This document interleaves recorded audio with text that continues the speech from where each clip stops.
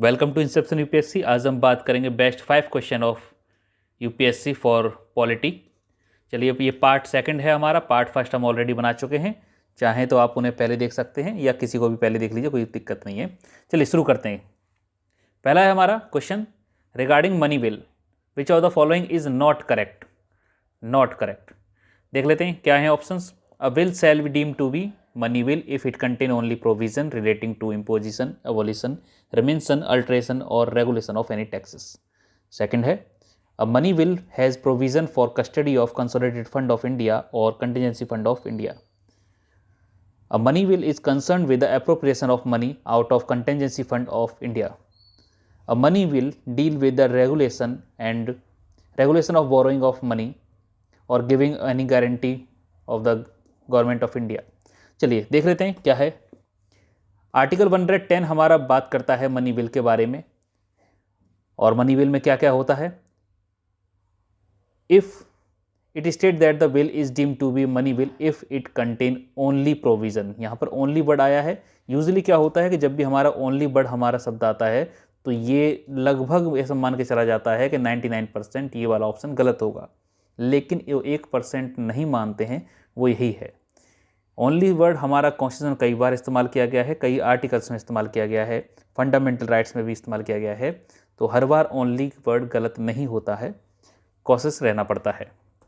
देखते हैं provision dealing with the imposition, evolution, remission, alteration, regulation और एनी ऑफ द टैक्सेस, यानी ये वही बात बोल रहा है जो हमारा फर्स्ट बोलता है, तो ये वाला ऑप्शन हमारा सही है।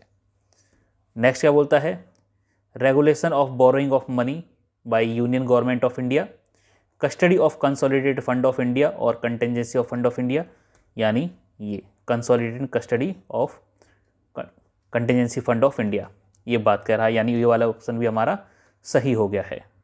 नेक्स्ट है हमारा the appropriation of money out of consolidated fund of India, यानी पैसा निकालना है अगर कुछ इससे तो भी बात करेंगे। Declaration of expenditure charge on consolidated fund.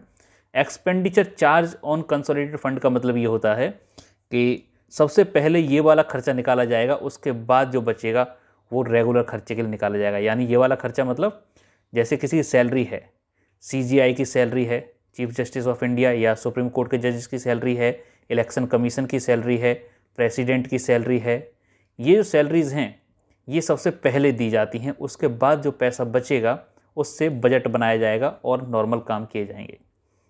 The receipt of money on account of consolidated fund of India और पब्लिक अकाउंट ऑफ इंडिया और कस्टडी और issue of such money audit और अकाउंट ऑफ यूनियन और state, ठीक है। Any matter incidental to any of the matter specified above, यहाँ पर अब तक ये बात की गई है, यानी जो हमारी बात नहीं की गई है वो the money bill is concern appropriation of money of contingency fund of India, ये भी बिल्कुल दे रखा है, अभी हमने बात की थी। जो हमारा नहीं दे रखा है वो हमारा ऑप्शन 4 है। क्या बोलता है option 4, money bill deal to the regulation borrowing of money और any guarantee by the government of India. तो गारंटी की बात की गई है और गारंटी हमने कहीं भी यहाँ पे शब्द नहीं पढ़ा है, तो बात करेंगे सही आंसर। इसमें हमसे पूछा है गलत कौन सा है, तो ये वाला ऑप्शन गलत है और ये वाला सही आंसर हो जाता है। ऑप्शन गलत है, आंसर सही है, तो डी ऑप्शन हमारा सही होगा। नेक्स्ट देख लेते हैं। अच्छा, मनी बिल के बारे में थोड़ा और देख लेते हैं। A bill is not deemed to be money bill, वो वाला मनी बिल नहीं होगा अगर सिर्फ if bill is not deemed to be money bill by reason only it that provide for, अगर इनमें से कोई चीज़ दे रखी है तो वो गारंटी नहीं होगी कि हम उसे मनी बिल बोलें। इसके साथ ऊपर वाले जो भी प्रोविजंस हमने पढ़े थे ये होंगे तो चल जाएगा, सिर्फ इनके होने से हम उसे मनी बिल नहीं बोलेंगे। सिर्फ से मतलब ये हो गया कि इम्पोजिशन ऑफ फाइन्स और पेनल्टीज़, अगर सिर्फ फाइन और पेनल्टी दे रखी है तो उसे मनी बिल नहीं बोलेंगे। डिमांड और payment of fee of license of fee, तो फी से रिलेटेड और कोई भी चीज़ दे रखी है तो वो हम मनी बिल में काउंट नहीं करते हैं। इम्पोजिशन, अबोलिशन, रिमेशन और any taxes by local authority और लोकल पर्पज़, अगर सेंटर और स्टेट कर रहे हैं तो फिर हाँ उसे मानेंगे, लेकिन अगर लोकल अथॉरिटी लोकल पर्पज़ कर रहे हैं तो उसे हम मनी बिल नहीं मानते हैं। सिर्फ अगर ये प्रोविज़न दे रखे हैं तो हम उसे मनी बिल नहीं मानेंगे। एडिशनल हो सकता है, आप ऐसे कह सकते हो कि सर फाइन भी दे रखा है और फाइन के साथ साथ कुछ टैक्सेस भी इम्पोज कर रही है सेंट्रल गवर्नमेंट, तो ये दोनों ही प्रोविज़न्स हम मान सकते हैं कि हाँ ये हमारे मनी विल होंगे, लेकिन सिर्फ फाइन होने पर हम ये बात नहीं कह सकते हैं। अगर if any question arise whether a money bill is money bill और not, the decision is taken by the speaker. तो अगर कोई भी डिसीजन होता है, कोई भी ऐसा डिस्प्यूट अराइज होता है कि ये मनी बिल है या फाइनेंशियल बिल है, तो ऐसी कंडीशन में जो लोकसभा के स्पीकर हैं, इनका जो भी डिसीजन होगा ये फाइनल होगा। और जो भी डिसीजन लेंगे इसका जुडिशियल रिव्यू नहीं लिया जा सकता, यानी कोर्ट इस पर कोई भी दखलंदाजी नहीं कर सकता है, इवन प्रेसिडेंट भी नहीं कर सकते हैं। अगर ये मनी बिल हो जाता है तो फिर लोकसभा में पास होगा, यानी लोकसभा में ये इंट्रोड्यूस किया जाएगा और लोकसभा ही इसको पास करेगा। राज्यसभा की बस एक तरीके से फॉर्मेलिटी रह जाती है, कुछ खास कहने को ये रहता नहीं है मनी बिल में। नेक्स्ट देखते हैं, with reference to the election of president of India consider the following statement. The value of vote of each of the MLA vary from state to state, यानी जो भी MLA हैं। अच्छा, जब president का इलेक्शन होता है इसके लिए बनता है कॉलेजियम, और कॉलेजियम में कौन होता है, हमारे MLA शामिल होते हैं प्लस हमारे MP शामिल होते हैं। ठीक है, MLA और MP इनका कॉलेजियम बनता है, ये वोट करते हैं प्रेसिडेंट के लिए, हम लोग वोट नहीं करते हैं। बात करते हैं MLA के स्टेट टू स्टेट, इनकी जो वैल्यू है, वोट की वैल्यू, ये वेरी करती है। क्या ये बात सही है?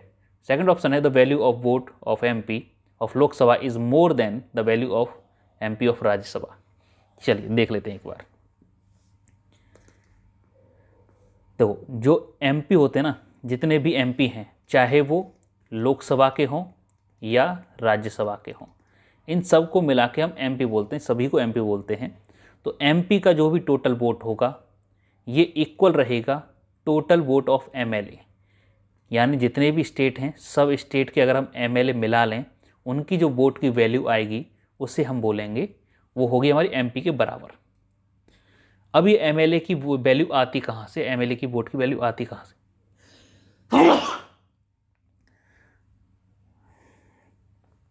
तो ये वोट की वैल्यू आती कहाँ से, देखते हैं कैसे निकालते हैं हम वैल्यू। जितनी भी पॉपुलेशन है, टोटल पॉपुलेशन जितनी भी है, मान के चलें कि अगर कोई पॉपुलेशन है उत्तर प्रदेश की, मान के चलो 25 करोड़ पॉपुलेशन सपोज कर लेते हैं, और यहाँ पर जितने भी MLA आते हैं, सपोज करो अगर 100 MLA सपोज कर लेते हैं, तो 100 MLA आते हैं, तो हम क्या करेंगे, टोटल पॉपुलेशन को डिवाइड कर देंगे नंबर ऑफ MLA से। तो हमें ये पता चल जाएगा कि एक MLA कितने लोगों को रिप्रेजेंट करता है, एक MLA कितने लोगों को रिप्रेजेंट करता है। अब क्योंकि ये वैल्यू आएगी इसे डिवाइड करके, ये बहुत बड़ी आएगी, इसे आसान बनाने के लिए हम 1000 से डिवाइड कर देते हैं। तो जो भी वैल्यू आएगी ये मल्टीपल कर देंगे हम नंबर ऑफ MLAs में, तो हमें ये पता चल जाएगा कि भाई उत्तर प्रदेश के एक MLA की वैल्यू कितनी आई है। ये वेरी करेगी पॉपुलेशन पर, तो जिस स्टेट की पॉपुलेशन कम है उस स्टेट के MLA की वैल्यू भी कम होगी। तो ये स्टेट टू स्टेट वेरी करेगी, स्टेट टू स्टेट वेरी करेगी। इसलिए उत्तर प्रदेश में जो भी MLA हैं इनकी सबसे ज़्यादा वैल्यू होती है, और सबसे कम जो वैल्यू है वो सिक्किम की है। ऑप्शन देख लेते हैं। हाँ, स्टेट टू स्टेट वेरी करेगी, बिल्कुल सही है। The value of vote of MP Lok Sabha is more than, नहीं ये बात सही नहीं है, बराबर होती है। यहाँ पर कोई भी क्लासिफिकेशन लोकसभा MP और राज्यसभा का MP का नहीं किया गया है। तो कौन सा सही है, ओनली वन हमारा सही है। नेक्स्ट देख लेते हैं, the speaker of legislative assembly shall vacate, speaker of legislative assembly, Lok Sabha speaker की बात नहीं हो रही है, स्टेट में जो असेंबली होती है उसकी बात हो रही है। वैकेट हिज और her office if he ceases to be member of assembly, अगर कोई असेंबली का मेंबर नहीं है या उसकी सदस्यता रद्द हो जाती है तो उसे तुरंत अपनी पोस्ट खाली करनी पड़ेगी स्पीकर को। सेकंड है, whenever legislative assembly is dissolve the speaker shall vacate his और हर ऑफिस इमीडिएटली। देखिए यूजुअली क्या होता है कि जो स्पीकर हैं ये ऑफिस में रहते हैं during the life of assembly, जब तक असेंबली है तब तक ये रहते हैं। और स्पीकर हम किसे बनाते हैं, स्पीकर हमेशा हम मेंबर को बनाते हैं। अगर कोई मेंबर है तो ही वो स्पीकर इलेक्शन लड़ सकता है, नहीं तो नहीं लड़ सकता है। तो अगर मेंबर नहीं है तो स्पीकर भी नहीं रहेगा। इसका मतलब स्पीकर तब तक है जब तक उसकी मेंबरशिप है, एक बार मेंबरशिप चली गई उसे तुरंत ही बाहर जाना पड़ेगा। और मेंबरशिप जाती कैसे है, अगर अच्छा, उसे रिजाइन कब करना पड़ेगा? अगर वो मेंबर ना रहे। दूसरा, अगर वो रिजाइन कर दे, रिजाइन किसको करेगा? डेप्यूटी स्पीकर को रिजाइन देगा, या उसे हटा दिया जाए, रिमूव कर दिया जाए। 3 कंडीशन में ये जगह खाली होती है। ऑप्शन क्या बोलता है? अगर वो मेंबर नहीं है तो उसे तुरंत ही ये सीट खाली करनी पड़ेगी। बिल्कुल सही ये बात है, तुरंत ही ये सीट खाली करनी पड़ेगी। लेकिन सेकंड ऑप्शन ये है, whenever the legislative assembly is dissolve, जब लेजिस्लेटिव असेंबली डिसॉल्व हो जाती है, the speaker shall vacate his office immediately, उसे अपने ये ऑफिस तुरंत खाली करना पड़ेगा। अब इस बात को हम ऐसे समझ सकते हैं कि मेंबर नहीं है, लेकिन जैसे ही असेंबली डिसॉल्व होती है, डिसॉल्व होते ही तुरंत स्पीकर वहाँ से नहीं वैकेट करते हैं, अपने ऑफिस को तुरंत खाली नहीं करते हैं, ना ही सरकार एकदम से बिल्कुल ऑफिस अपना खाली कर देती है। इस स्पीकर और ये सीएम एज यूजुअल काम करते रहते हैं, लेकिन ये फुल पावर में काम नहीं करते हैं जब तक नई असेंबली चुनकर नहीं आ जाती। जैसे ही नई असेंबली चुनकर आती है, तब स्पीकर को अपना ऑफिस खाली करना होता है, तो इमीडिएटली ऑफिस खाली करना नहीं होता है। तो देख सकते हैं which of the statement is giving is right, तो ओनली वन हमारा राइट होगा। नेक्स्ट क्वेश्चन देख लेते हैं। Consider the following, no criminal proceeding shall be instituted against the governor of state in any court during his term of office. Usually हमें पता है कि गवर्नर को क्या मिलता है, एक इम्यूनिटी मिलती है, जैसे प्रेसिडेंट को मिलती है, सेम गवर्नर को भी मिलती है, जिसमें क्या होता है कि क्रिमिनल प्रोसीडिंग नहीं चलाई जा सकती है। ठीक है, पर्सनल इम्यूनिटी मिलती है, यानी इनके पर्सनली इन पर कोई भी केस नहीं चलाया जा सकता है, लीगल इम्यूनिटी इन्हें मिलती है ड्यूरिंग हिज ऑफिस। लेकिन सिविल केस इन पर चल सकता है, 2 मंथ का एडवांस नोटिस दे दीजिए और सिविल प्रोसीडिंग की जा सकती है। क्रिमिनल नहीं चल सकता है और ना ही इन्हें अरेस्ट किया जा सकता है, ना ही इन्हें जेल में भेजा जा सकता है। So he can not be arrest और इम्प्रिजन्ड। तो ये हमने कुछ प्रिविलेजेस दे रखे हैं प्रेसिडेंट्स को और गवर्नर्स को, और ऐसे कुछ प्रिविलेजेस आपको देखने को मिलेंगे जो हमारे एम्बेसडर्स होते हैं। एम्बेसडर्स को भी कुछ इसी प्रकार के प्रिविलेजेस हमने दे रखे हैं। इवन हमने एमपीज़ को भी दे रखे हैं कि सिविल प्रोसीडिंग हो सकती है, क्रिमिनल उन पर नहीं होगी। तो कुछ प्रिविलेजेस इनके पास भी होते हैं। तो ये वाली बात सही है बिल्कुल। The emolument and allowances of the governor of state shall not be diminished during his term of office. ठीक है, जब भी इन्हें गवर्नर ऑफ स्टेट या गवर्नर ऑफ बनाया जाता है तो इनका जो भी फिक्स होगा इसे चेंज नहीं किया जाएगा, कम नहीं किया जाएगा, इंक्रीज कर सकते हैं, डिमिनिश नहीं कर सकते हैं। क्या कर सकते हैं? पैसा कम नहीं कर सकते, इन्हें ज़्यादा दे सकते हो तो ये मना नहीं करेंगे, तो इंक्रीज किया जा सकता है। तो इसमें भी हम ये बोल सकते हैं कि ऑप्शन 1 भी सही है और ऑप्शन 2 भी सही है, तो बोथ 1 और 2 हमारे सही हो जाते हैं। नेक्स्ट है, consider the following statement, in the first Lok Sabha the single largest party in the opposition was स्वतंत्रता पार्टी। अब स्वतंत्रता पार्टी का नाम आपने नहीं सुना होगा क्योंकि अभी हमें ये देखने को नहीं मिलती है, लेकिन हाँ, स्वतंत्रता पार्टी एक टाइम पे हुई थी। अगर आपको इसका टाइम पीरियड भी पता है तब भी इसका आंसर, इस पॉइंट को हम सही या गलत पता लगा सकते हैं। क्या है स्वतंत्रता पार्टी? तो स्वतंत्रता पार्टी बनाई थी सी राजगोपालाचारी ने, और ये सी राजगोपालाचारी वही हैं जो हमारे last governor general of India रहे थे, और इन्हीं ने एक राजाजी फॉर्मूला भी दिया था, और इन्हीं के नाम पे एक नेशनल पार्क भी है, राजाजी नेशनल पार्क। तो काफ़ी बड़ी पर्सनैलिटी रहे हैं। अब क्या हुआ, इन्होंने 1959 में और 74 तक 1959 में इन्होंने एक अलग पार्टी बना ली। क्यों बना ली? वैसे ही आईएनसी के मेंबर थे, यानी इंडियन नेशनल कांग्रेस के मेंबर थे। ठीक है, कांग्रेस की तरफ से इलेक्शन भी लड़ते थे और काफ़ी सम्मानजनक पद भी था इनके पास। लेकिन इन्हें लगा कि भाई जो नेशनल कांग्रेस है, कांग्रेस पर जवाहरलाल नेहरू डोमिनेट कर रहे हैं, और कुछ कह सकते हो सोशलिस्ट आइडियोलॉजी से इनकी थोड़ा सा मुखर थे।